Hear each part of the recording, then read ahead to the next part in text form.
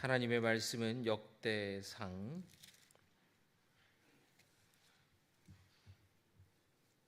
14장입니다.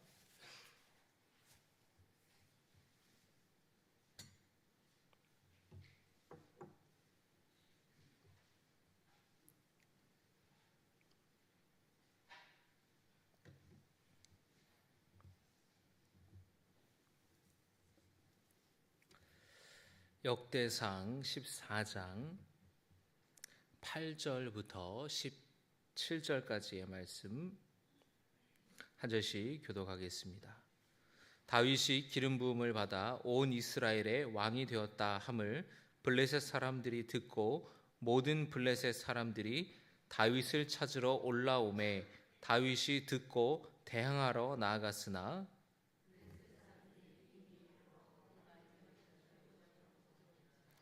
다윗이 하나님께 물어 이르되 내가 블레셋 사람들을 치러 올라가리이까 주께서 그들을 내 손에 넘기시겠나이까 하니 여호와께서 그에게 이르시되 올라가라 내가 그들을 내 손에 넘기리라 하신지라.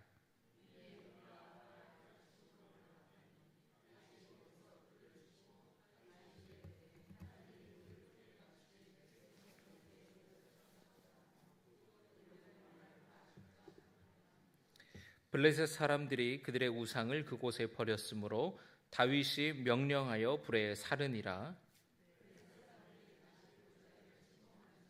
다윗이 또 하나님께 묻자온대 하나님이 이르시되 마주 올라가지 말고 그들 뒤로 올라 뽕나무 숲을 맞은편에서 그들을 기습하되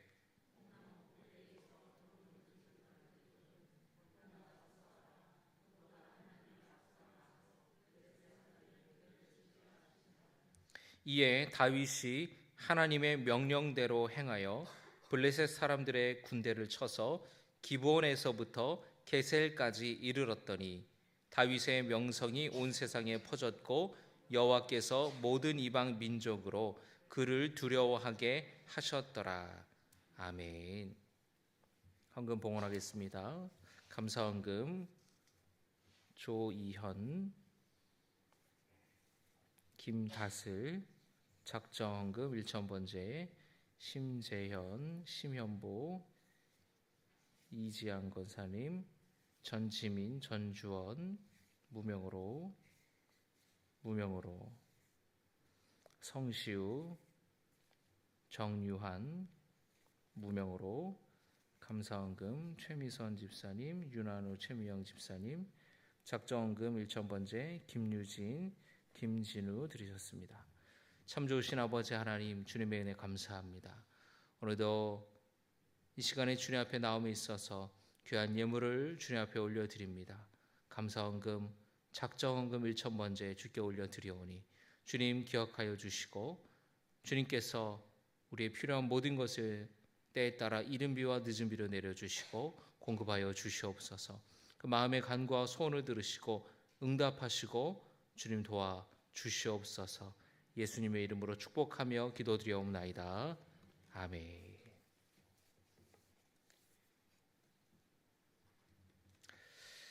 오늘 역대상 14장의 말씀을 보시면 13장과 또 15장에 나오는 하나님의 궤, 언약궤를 옮기는 내용 중간에 이 14장의 내용이 중간에 끼어 있습니다. 역대기를 기록한 역사가들이 어떤 의도를 가지고 역사를 이렇게 기록한 것일까요? 그것은 바로 언약궤에 대한 남다른 열심과 관심이 있었고 하나님께 신실했던 다윗이 하나님께로부터 얼마나 큰 은혜와 복을 받았는지 강조하기 위해서입니다. 1절을 보시면 한번 같이 읽을까요? 14장 1절입니다. 시작. 두로왕 히람이 다윗에게 사신들과 백향목과 석수와 목수를 보내 그의 궁전을 건축하게 하였더라. 아멘. 1절을 보면 두로왕 히람이 왕궁 건축에 필요한 백향목과 석수와 목수들을 보냈다라고 성경에 기록되어 있습니다. 다윗이 하나님께 신실했을 때 하나님께서 돕는 손길을 보내주셨어요. 이웃 나라였던 두로는 이스라엘 북서쪽에 위치한 나라입니다. 오늘날의 레바논인데요. 당시 이 두로는 석공 기술, 목공 기술이 세계 최고였고, 그리고 세계 최고의 목재인 백향목 산지였어요. 이 고산지대에 사는 이 백향목은 아주 비싼 건축 자재였습니다. 그 당대 최고의 건축 기술자들이 모여서 다윗의 궁궐을 건축한 거예요. 그리고 이후에 솔로몬 왕 때는 또 성전을 건축하는데도 이 두로 왕이 많은 도움을 줬습니다. 여러분, 하나님께 우리가 신실할 때에 하나님께서는 우리 주변에 돕는 사람들을 보내주신다라는 것을 믿으시기 바랍니다. 여러분, 우리는 우리 혼자 힘으로 살아갈 수 없죠. 우리 인생도 마찬가지고 우리 신앙생활도 마찬가지입니다. 어떤 사람들은 나는 교회 다니지 않는다, 나는 신앙생활 혼자 살 수 있다, 또는 나는 뭐 선교회니 뭐니 교회에 뭐 소속돼서 하는 거는 나는 그런 거 원치 않고 나는 그냥 예배만 왔다 갔다 그냥 그렇게 하겠다라고 말씀하시는 분도 계세요. 근데 그런 신앙은 전혀 문제가 없을 때는 문제가 없어 보여요. 그런데 우리 삶에 시험이 찾아오고 낙심이 찾아오고 어려움이 찾아올 때에 혼자서 그렇게 신앙생활하는 경우에 흔들리기 쉽습니다. 옆에서 누군가 기도해주고, 누군가 옆에서 위로해주고, 누군가 옆에서 도와주고 격려할 때 다시 우리는 위로를 받고 다시 일어설 수 있는 것인데, 혼자서 신앙생활 뭐 영상으로 본다든지 또는 교회만 왔다 갔다 한다면 우리 삶의 어려움과 고난이 찾아올 때에 우리 주변에 돕는 사람이 없어서 우리는 연약해지고 넘어지고 말 것이에요. 여러분, 하나님께서 모세를 이스라엘을 구원할 지도자로 주님이 부르셨을 때에 모세가 뭐라 그러죠? 나는 입술이 둔하다. 나는 말주변이 없습니다. 바로 왕에게 가서 어떻게 이 이야기를 전하고 백성들을 설득하겠습니까? 그때 하나님께서 뭐라고 말씀하십니까? 내 형 아론이 있지 않느냐? 내 형 아론을 너를 도와줄 수 있도록 네 곁에 붙여주겠다 주님이 말씀하셨어요. 그래서 이 모세가 형 아론과 함께 의지하여서 이 민족의 위대한 일들을 하는 것이에요. 그리고 모세 곁에는 또 누가 있었습니까? 뛰어난 군사 지휘관이었던 여호수아가 모세를 도와서 군대를 이끌고, 또 그가 호렙산에 시내산에 십계명을 받으러 올라갈 때에 그 곁을 밑에서 지켰던 사람이 바로 여호수아였고, 그 여호수아가 모세의 뒤를 이어 후계자가 되어서 이스라엘 백성들을 이끌어갔죠. 여러분, 바울이 혼자서 복음을 전하며 전도행했습니까? 아니죠. 동역자가 있었어요. 바울이 예수 믿고 회심했다는 소식이 알려졌는데 예루살렘에 있는 제자들이 그거를 믿지 못했습니다. 왜냐하면 너무나 열심히 예수 믿는 사람들을 잡아 가뒀던 사람이 바로 바울이었기 때문에. 근데 그 바울과 믿지 못하는 제자들 사이에 누가 중재자 역할을 했습니까? 바나바가 중재자 역할을 했어요. 화해를 시켰어요. 그렇게 돕는 손길이 있었고, 또 바울이 1차 전도여행을 갈 때에 누가 있었습니까?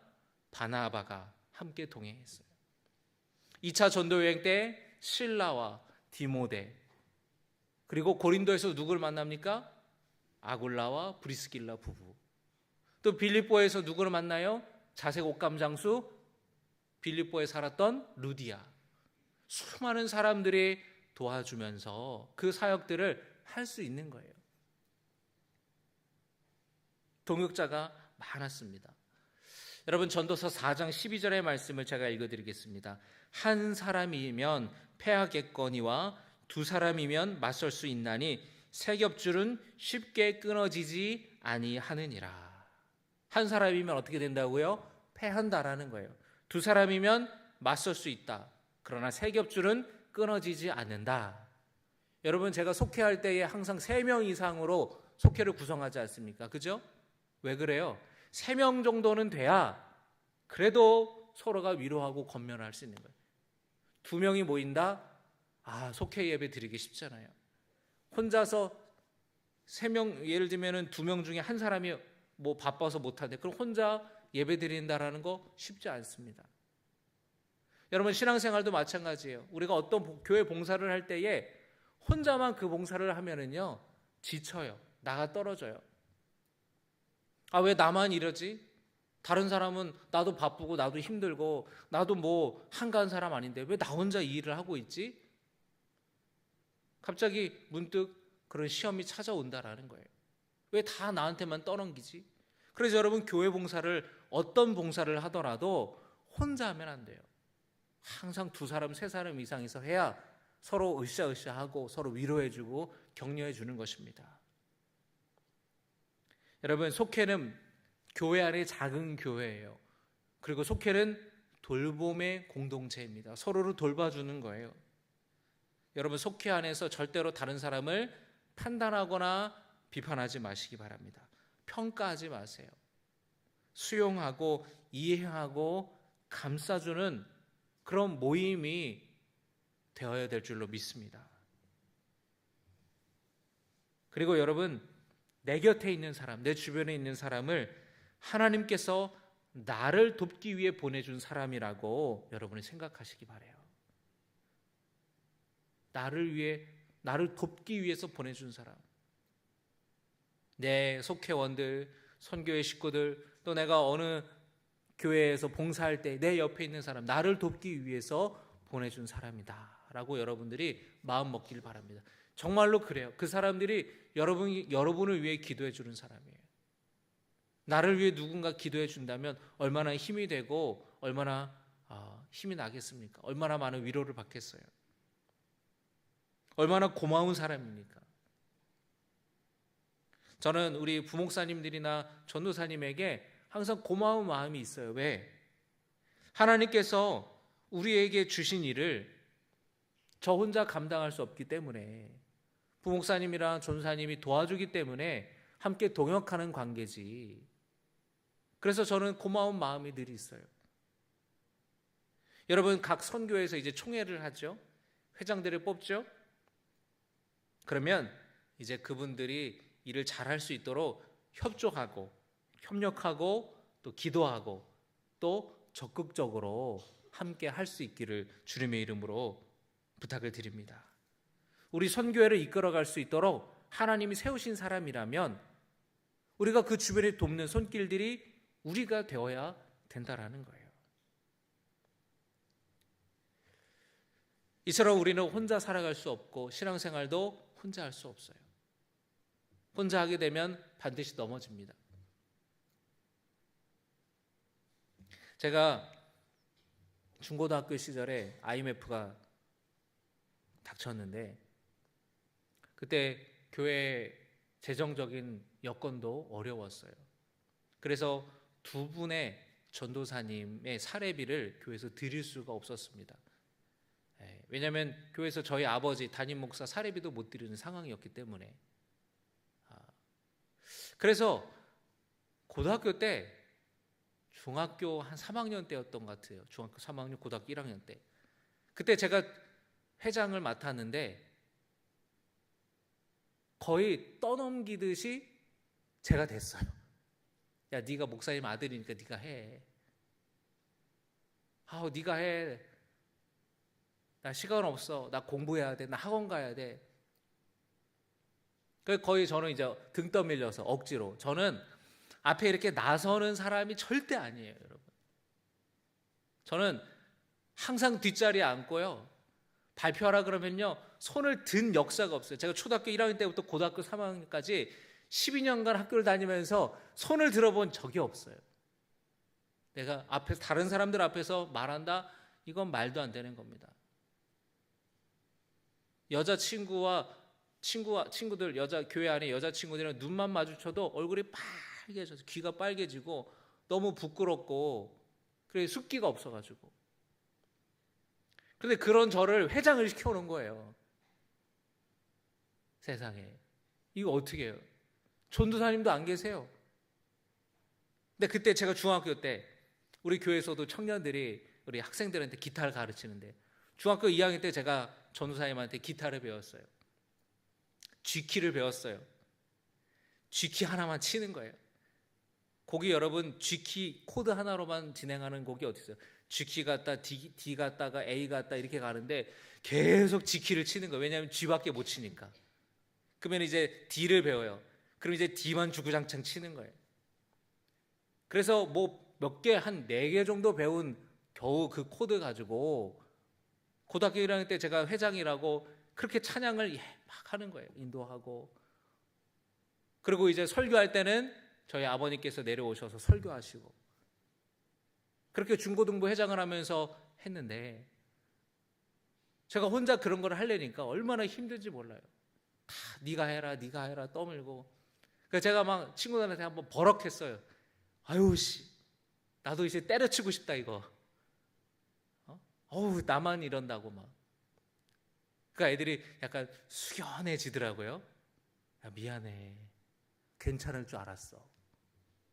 그런 얘기를 하는 거예요. 너는 괜찮을 줄 알았어. 그래도 되는 줄 알았어. 아, 그때 마음이 너무 속상하더라고요. 여러분, 우리가 신앙생활 하면서요, 열심히 하는 사람이 있으면은, 얼마나 힘드냐고, 고생하냐고, 내가 뭐 도와줄 거 없냐고, 그래야 되는데, 누가 열심히 하잖아요? 그럼 내 것도 좀 해줘. 이것도 좀 해줘. 그러면 그 사람 특징이 뭐냐면, 거절을 못 해요. 그래, 알았어, 미안, 네, 알았어, 내가 할게. 그래. 하다 보니까 혼자서 교회 일을 3개, 4개 다 하는 거예요. 여러분 그렇게 6개월, 1년만 해보세요. 교회 가는 거가 너무 스트레스예요, 스트레스. 다 내가 또 하는 것 같고 나 혼자 이 과도한 무거운 짐을 지는 것 같고 여러분 절대 그러면 안 됩니다.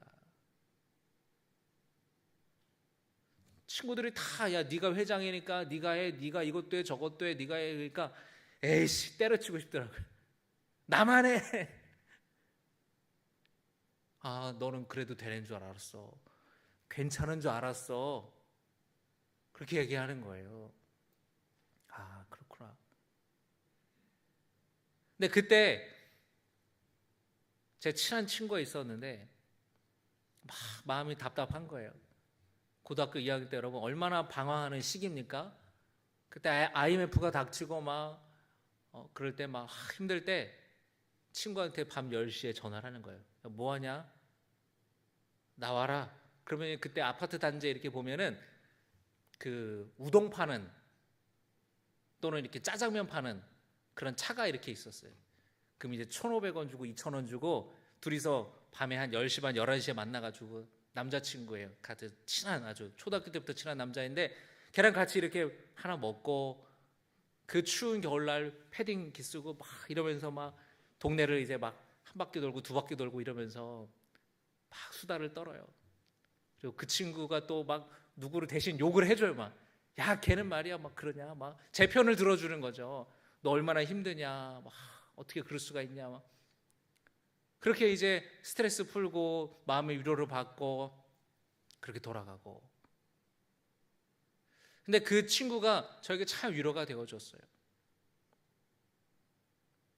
그리고 제가 막 어떤 거를 이렇게 남한테 부탁하기 어려운데 먼저 와서 뭐 도와줄 거 없냐고 뭐 힘든 거 없냐고 그렇게 말해주는 또 교회 또 여자 친구들이 또 이렇게 몇 명 있어서 참 고맙더라고요.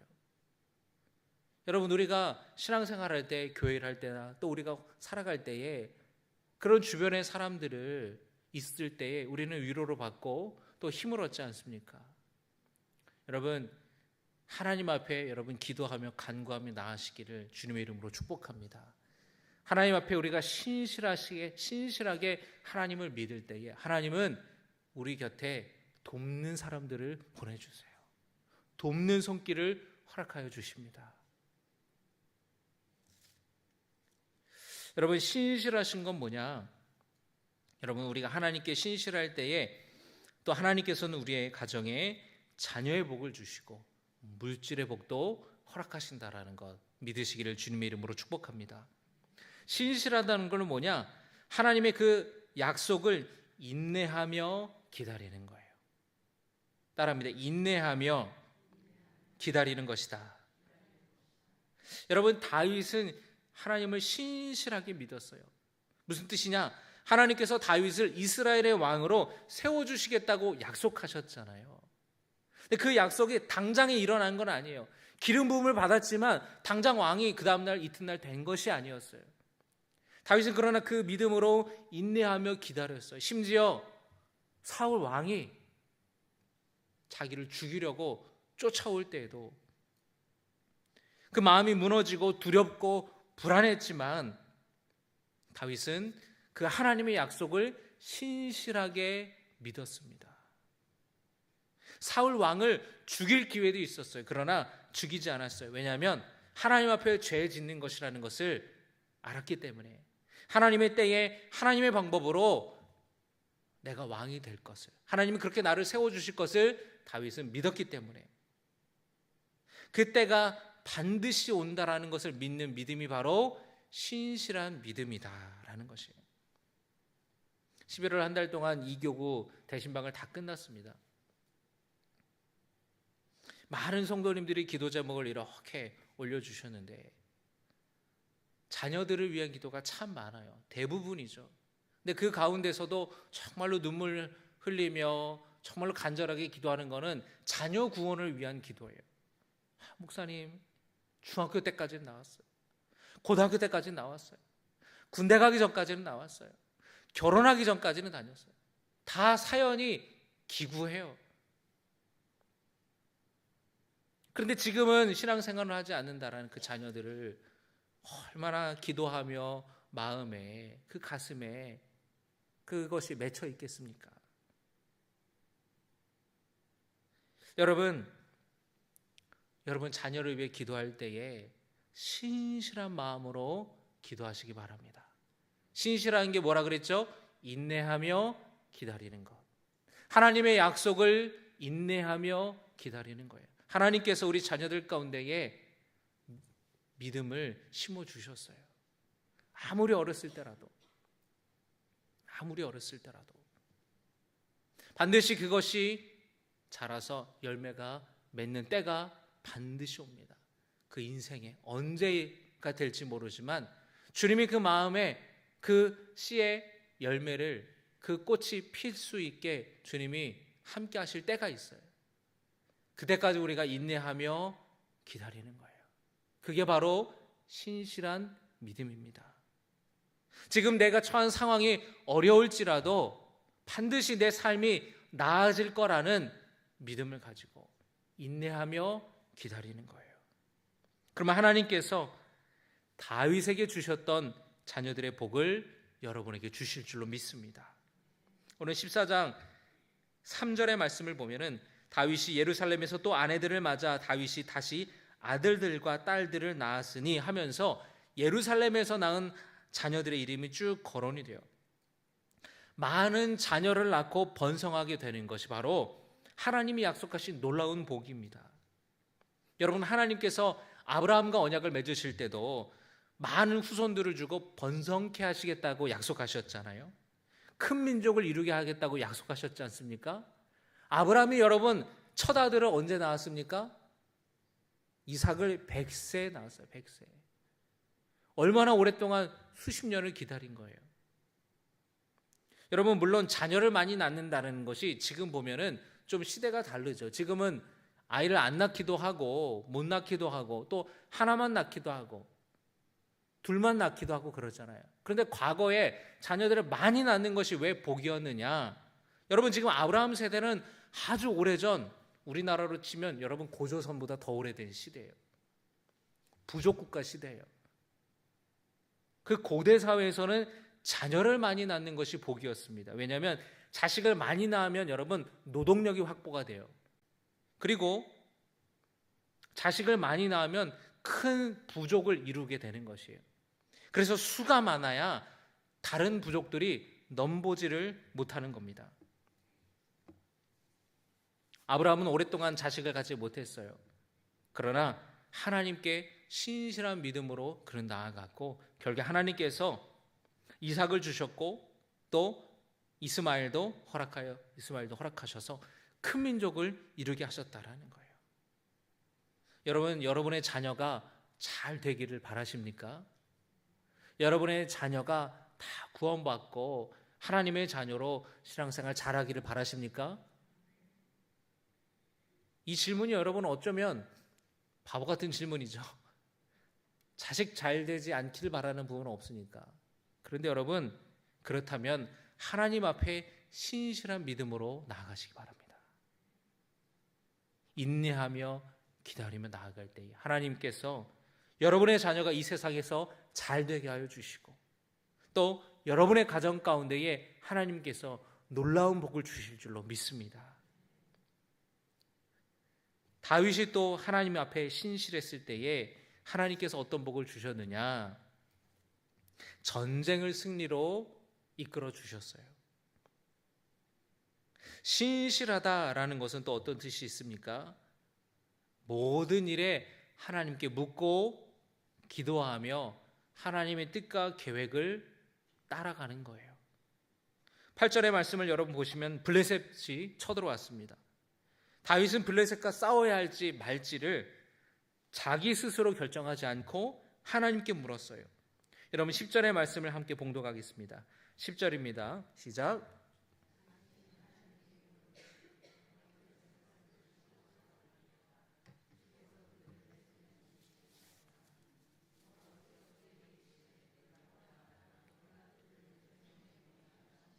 아멘. 다윗이 하나님께 물었어요. 블레셋을 치러 가야 됩니까? 말아야 됩니까? 주께서 그들을 내 손에 넘기겠나이까? 그렇게 물었을 때에 하나님께서 말씀하셨습니다. 싸우러 가라. 적들을 내 손에 넘기겠다. 적들을 내 손에 넘기겠다라는 말은 승리하게 해주겠다라는 뜻이에요. 다윗은 하나님의 말씀을 의지하여서 블레셋과 싸웠고 그들을 무찔렀습니다.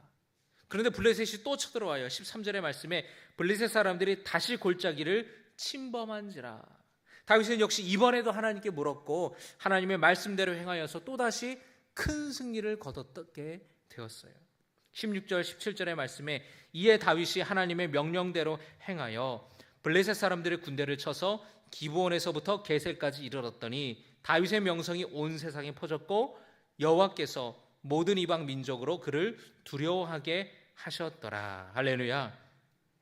여러분, 하나님 앞에 신실했을 때에 하나님께서 문제와 어려움들을 이길 수 있도록 인도해 주시고 우리를 높여 주심을 믿으시기 바랍니다. 우리 삶에서 어떤 것을 선택하고 결정할 때에 하나님의 뜻을 구해야 돼요. 하나님의 방향이 어디인지를 우리는 기도하며 나아가야 됩니다. 제가 몇몇 성도님들에게 교회에서 이런저런 좀 어떤 일들을 부탁을 한 적이 있어요. 뭐 이런 봉사를 해보시면 어떻겠습니까? 좀 이렇게 해보시면 어떻겠습니까? 근데 그때 그 성도님들의 대답들을 들으면서 좀 안타까운 마음, 좀 아쉬운 마음이 들었어요. 좀 속상했습니다. 왜냐하면 목사님, 제가 지금은 어려운 상황인데 제가 기도하면서 좀 기도해 보겠습니다. 그리고 말씀드려도 될까요? 이렇게 말씀하시는 분이 별로 없어요. 그 즉시 단칼에 거절하는 거예요. 목사님, 안 돼요. 목사님, 못해요. 다른 사람 시키세요. 여러분, 제가 거절당하는 게 기쁘겠어요? 슬프겠어요? 속상하겠어요? 속상하죠? 목사님, 기도해 보겠습니다. 목사님, 정말로 제가 어려운 상황인데 기도해 보고 말씀드려도 될까요? 그러면 좀 제가 덜 속상할 텐데 그 즉시 못한다 그러고 안 된다 그러고 하니까 저도 사람인데 마음이 왜 안 상하겠습니까? 여러분, 우리가 하나님의 뜻을 구하는 거에 익숙하지가 않아요. 우리는 너무나 빨리 내가 선택을 해버려요. 너무너무 빨리. 우리는 여러분 두뇌가 얼마나 똑똑한지 몰라요. 사람들이 바로 딱 다다닥 계산해봐요. 아, 딱 그때는 안 돼. 그 시간은 안 돼. 그게 내가 얼마나 손해가 돼. 아, 나는 그때 이런 상황 조건가 안 돼. 너무너무 우리는 머리가 좋아서 계산이 빠르는 거예요. 컴퓨터처럼 입력하면 정답이 나오는 것처럼 좀 이렇게 머뭇거리고 주저하고, 아, 내가 정말로 어떻게 해야 되지? 기도해 봐야겠다. 정말로 하나님 뜻이 어디 있을까? 아, 하나님께서 왜 이런 말씀을 내게 주셨을까? 그렇게 우리가 좀 고민하면서 하나님의 뜻을 묻고 하나님이 원하시는 방향을 좀 찾았으면 좋겠는데, 설교를 들을 때도 그래요. 아, 목사님 맞아요. 목사님 틀린 말 하는 거 아닌데 저는 안 돼요. 아, 지금 상황에서는 못 한다니까요. 너무너무 빨리 결정을 내려버린다라는 거예요. 하나님의 뜻을 구하고, 그 하나님의 뜻을 구한다는 게 여러분 얼마나 어려운지 아십니까? 여러분, 제가 신학교에 갔을 때에 원치 않게 신학교에 갔어요. 근데 이 길이 정말로 하나님이 원하시는 길인지, 내가 정말로 목회자로 하나님의 부름을 받은 건지 제가 2년 반 동안 기도하면서 고민했어요. 에이, 그만둬 버려야지. 에이, 학교 휴학해야지. 에이, 재수하고 다시 수능 봐야지. 그렇게 금방 선택한 것이 아니라는 거예요. 제가 여러분 군대에 갔을 때도 마찬가지예요. 목회를 하는 데 있어서 2년 지나서 그 다음 부대를 선택해야 되는데 저보고 어느 부대를 가겠냐라는 거예요. 아, 서울 가까운데요. 아, 군인 아파트 지금 13평짜리 쥐 나오고 후진대 말고 새로 지은 군인 아파트. 바로바로 결정해서 그렇게 하지 않았어요. 기도하면서 정말로 하나님이 나를 보내주신다. 내가 종인데, 종은 주인의 말 듣는 게 종 아니겠습니까? 자기 마음대로 결정하고 자기 마음대로 선택하는 건 종 아니에요. 종이라고 하면 주인이 명령에 따르는 게 종이지. 주님, 어디로 주님이 가라고 하시든지 제가 순종하며 가겠습니다. 그렇게 가는 거예요, 여러분. 그래서 제가 팔자에도 없는 대구를 간 거예요. 대구를 가는데 가도 끝이 없어요. 한참을 갔는데 칠곡이라는 데가 나오는 거예요. 여기가 어디야? 그 밤에 밤 11시에 이사를 하는 거예요. 왜냐면 이사하는 날이 수요일인데 새로운 목사님은 주일에 와요. 그럼 내가 수요일 날 아침에 이사하고 이삿짐 갖고 가버리면은 수요 저녁 예배를 못 드리잖아요. 저는 여러분 예배를 어떻게든지 드리려고 하는 게 목사로서 저에게 주어진 사명이니까. 그래서 부대를 이미 다 전출 신고하고 아침에 오전에 이삿짐 보내고 수요일 저녁 예배까지 마치고 밤 8시 넘어서 대구로 출발하는 거예요. 그래가지고 군인 아파트에 딱 들어갔는데 13평짜리에 정말로 그 낡아 떨어진 그 집에 들어가는 거예요. 저희 집사람이 한 번도 군생활하면서 운 적이 없었거든요. 아기 낳아가지고 혼자서 전방에 있을 때 좀 울었는데 그때 거기 딱 갔는데 막 울더라고요. 여기서 어떻게 살라고 그러냐고. 근데 여러분, 제가 좋은 대로, 내가 편한 대로 그렇게 선택하지 않았어요. 여러분, 종은 자기 원하는 대로 자기 뜻대로 선택하며 살아가는 인생이 아니에요. 주인이 시키는 대로 가라 하면 가고, 여기 있으라 그러면 있고, 이거 하라 그러면 이거 하고. 그게 종이고, 그게 헌신이고, 그게 순종입니다. 여러분, 우리가 하나님의 뜻을 구하는데 너무 익숙하지가 못해요. 단번에 내가 결정해버리고 말아요. 우리가 어떤 걸 여러분 물건을 살 때만 해도 여러분 얼마나 많이 여러분 인터넷으로 알아보고 막 합니까? 여러분 집을 살 때도 얼마나 많이 알아보고 사요. 그런데 하나님의 말씀을 들을 때에 고민도 안 하고 노라고 말한다니까요. 하나님의 뜻이 어디 있는지, 하나님이 원하시는 것이 무엇인지를 우리가 물으며 살아가는 인생 되기를 주님의 이름으로 부탁을 드립니다. 다윗은 그런 삶을 살았어요. 하나님께 물었어요. 물론 다윗도 그러지 못한 적도 있죠. 여러분 13장에 보면은 언약궤를 모셔오는데 하나님께 묻지 않고 언약궤를 모셔오는 방법이 있거든요. 그 언약궤에 고리가 있어가지고 그 고리에 막대기를 꿰서 제사장들이 이렇게 들고 가야 되는데 소가 끄는 수레에다가 언약궤를 실었단 말이에요. 언약궤를 나르는 방법이 아니에요. 하나님은 그렇게 언약궤를 나르라고 하지 않으셨어요. 그렇게 나르다가 소가 펄쩍 뛰는 바람에 덜컹해서 언약궤가 쓰러지려고 그러니까 웃사라는 사람이 언약궤를 손으로 직접 만졌다가 그 자리에 즉시 죽지 않습니까? 다윗이 실수한 거죠. 정말로 하나님의 방법이 어떻게 언약궤를 나르는 것이 하나님의 방법인지를 그가 모르고 찾았다면 그런 불상사가 나지 않았을 거예요. 그런 실수를 다윗도 했지만 다윗은 늘 하나님께 물으며 살아갔던 인생을 살았어요. 그렇게 신실한 믿음으로 살았을 때에 하나님께서 다윗에게 너무나 많은 복을 허락해 주셨다라는 것입니다. 말씀을 정리하겠습니다. 여러분, 신실한 믿음으로 살 때에 하나님께서 돕는 손길을 주신다라는 것을, 돕는 사람들을 보내주신다라는 것을 믿으시기 바랍니다. 신실한 믿음으로 살 때에 여러분의 가정과 자녀에게 복을 주시는 줄로 믿습니다. 신실한 믿음으로 살 때에 하나님께서 함께 하시고 승리하게 해주신다라는, 승리하는 인생을 살게 하심을 믿으시기 바랍니다. 내가 원하는 내 뜻이 아닌 하나님의 뜻, 하나님이 원하시는 방향으로 살아가는 신실한 백성 되시기를 주님의 이름으로 축복합니다. 이 시간 주신 말씀을 기억하며 함께 찬양하며 나아가기를 원합니다. 신실하게, 우리 진실하게